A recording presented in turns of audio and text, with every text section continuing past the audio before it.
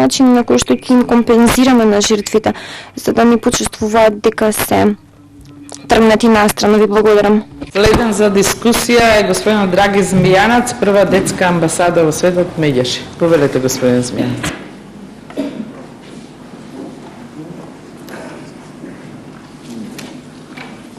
Благодарам.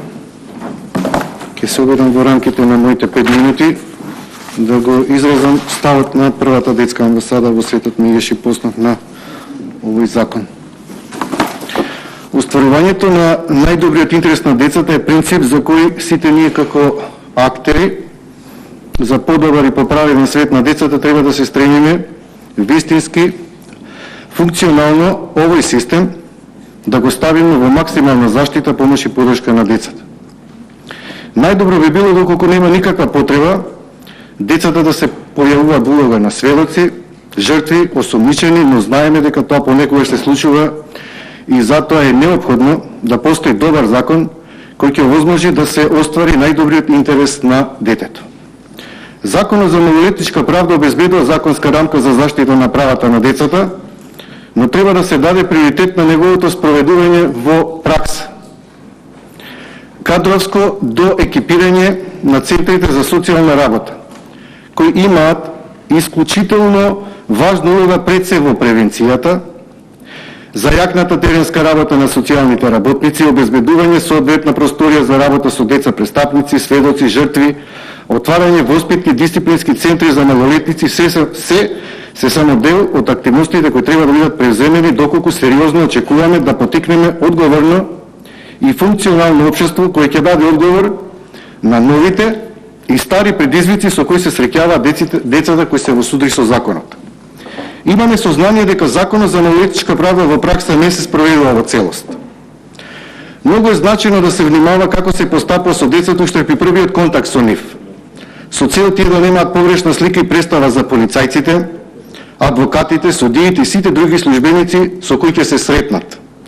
Она за што ние како прва детска амбасада во светот Меѓаши се залагаме е, доколку малолетно лице се најде во улога на жртва, сведок или осомничен во судска постапка, постапка во која целосно ќе биде испочитувана неговите права или која нема да биде изложен на било каква додатна, дополнителна стигматизација, виктимизација и злоупотреба од самиот систем, оној кој треба да го заштити. Тоа значи, од малолетното лице инсистираме да се земе само една изјава, а не како што е наведено во Законот за малолетничка правда 2 или повеќе пати, колку што ќе налага постапката. Изјавата треба да биде земена во соодветно премена скринсова во присуство на стручен тим кој ќе разговара со малолетникот. При тоа треба да се внимава разговорот да се одвие во пријатна атмосфера, со цел малолетникот да се чувствува опуштено, релаксирано и без никаков притисок да ја даде својата изјава за конкретно случај како жртва или сведок.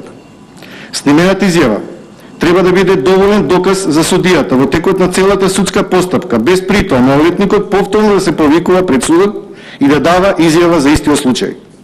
Сметаме дека ова е едномошни чувствителен проблем со кој се среќаваат децата и поради тоа треба особено да се внимава на малолетниците кон нивните чувства, емоции и во никој случај не смее детето кој е жртва да се соочи со осомниченото лице на главниот претрес. Доколку не се внимава во постапката кон потребите и интересите на детето, може само дополнително да се истравматизира малолетникот и уште повеќе да се влоши неговата состојба. Она за што се залагаме како прва детска амбасада во светот е основање на специјализиран суд за малолетници со избор на судии со емпатија и сензибилизитет кон децата и кон нивните проблеми, каде судијата за малолетници би судел само случај во кој се вмешани малолетни лица, било како сведоци, жртви или сторители на кривични дела. Во вакви околности во судот би работеле само судии за малолетници кои ќе нагласам се сензибилизирани за работа со деца и кои знаат на соодветен начин да постапуваат со децата.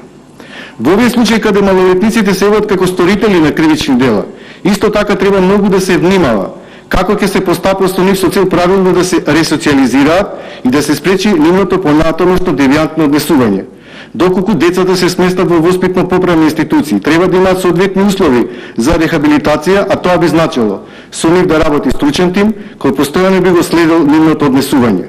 Она што е многу важно е од мерките и санкциите предвидени со законот, секојаш да им се даваат предност на превентивните, воспитните и заштитните мерки, односно да се настојува што е можно повеќе да се применуваат алтернативни мерки за малолетници, а малолетничкиот затвор да биде ставен на последно место, единствено доколку не може да се постигне успех со некоја друга мерка. Бидејќи не е решение веднаш малолетникот сторител на кривично дело да се прати во малолетнички затвор, постојат низа други алтернативи за затвор кои треба да се исцрпат пред да се преземе малолетничкиот затвор. Во овие случаи, пак каде малолетното дете, лице, е жртва на кривично дело, потребно е истите да бидат обештетени, односно треба да се реактивира можноста децата жртви да бидат обештетени од формирање на Национален фонд за обештетување на деца жртви. Исто така, мора да се обезбеди иста правда за сите деца, без разлика дали станува збор за деца од сиромашни или богати семејства, на влијателни или невлијателни луѓе. Голем проблем е на исплаќање на трошоци на адвокатите кои и поради тоа не се поведува и постапка. Децата кои немаат финансии и нивните родители исто така не можат сами да се бранат, ниту пак нивните родители да ги бранат децата жртви. Тоа значи дека треба да се применува правото на бесплатна правна помош, онаму каде што е потребно, без никакви исклучоци, бидејќи станува збор за малолетни лица и за остарување на нивниот најдобар интерес. Благодарам. Ви благодарам, господин Змијанац. Следен за збор